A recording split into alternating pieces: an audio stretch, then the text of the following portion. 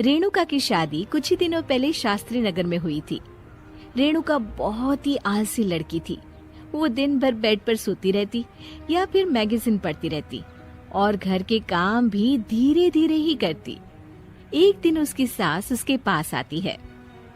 बहू, आज बेसन का चिला बना दे, बड़ा मन कर रहा है। हाँ मम्मी जी, बनाती हूँ थोड़ी देर में। थोड़ी देर में? अरे थोड़ी देर में तो रात के खाने का वक्त हो जाएगा बहू। अच्छा मम्मी जी, तो फिर आप रात का खाना ही खा लीजिएगा ना।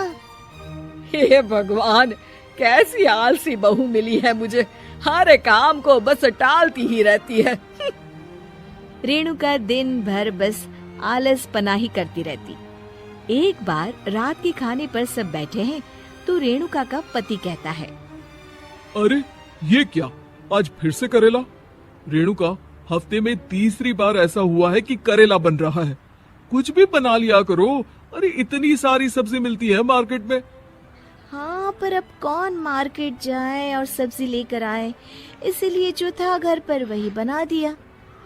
बहू, फ्रिज खोल कर देखती तो पता चलता कि सारी सब्जियां रखी होती है, पर तुम्हारा आलसपन खत्म हो तो तुम्हारी नजर जाए ना। विशाल कमरे में आकर रेणुका से पूछता है, रेणुका, मैंने कहा था तुमसे कि मेरे लिए रुमाल ले आना। मेरे सारे रुमाल खराब हो गए हैं।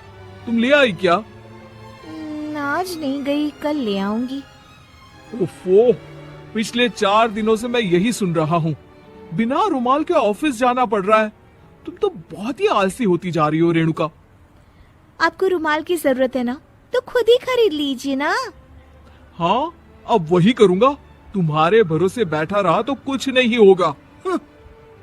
एक दिन दरवाजे पर बेल बज रही होती है और रेणुका सोफे पर बैठी होती है, पर आलस में दरवाजा खोलती ही नहीं। अरे बहू, कितनी देर से बेल बज रही है? क्या कानों में रुई डालकर बैठी हो जो सुनाई नहीं दे रही बेल? मम्मी जी, अब आप आ ही गई हैं तो आप ही खोल दीजिए ना दरवाजा। क्यों मुझे ताना मारकर और देर कर रही हैं? अरे वाह, उल्टा चोर कोतवाल को डांटे। सास दरवाजा खोलती है तो उसकी पड़ोसन दरवाजे पर खड़ी होती है। दरवाजा खोलने में इतनी देर क्यों हो गई? सब सो गए थे क्या? और ये भी कोई वक्त है क्या सोने का? हाँ?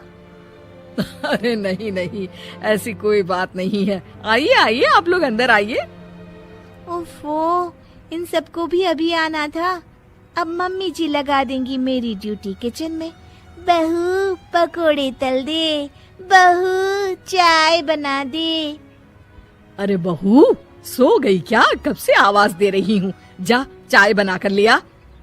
हाँ मम्मी जी, अभी जाती हूँ थोड़ी देर में। सास रेणुका को आंख दिखाती है। मतलब थोड़ी ही देर लगेगी चाय बनाने में, अभी ले आती हूँ, बस झटपट। रेणुका रसोई में जाती है और इसी आलसीपन में वो चीनी की जगह नमक डाल देती है। जैसे ही सब चाय का घूंट भरते हैं, चाय थूक देते हैं। थू थू थू थू, ये कैसी चाय बनाई है तूने रेणुका? इसमें तो सारा नमक भरा है। हाँ, और ये पकोड़े, इसमें इतनी मिर्च है कि मेरी तो हालत ही खराब हो गई खाकर। और रेणु जी, आपकी खातिरदारी में पहले तो कभी कोई कमी नहीं रहती थी, पर जब से आपकी ये बहू आई है ना, मामला कुछ गड़बड़ा सा गया है। हाँ हाँ, जहाँ आप इतनी एक्टिव हैं, वहीं आपकी बहू एकदम आलसी, एकदम राम मिलाई जोड़ी लगती है।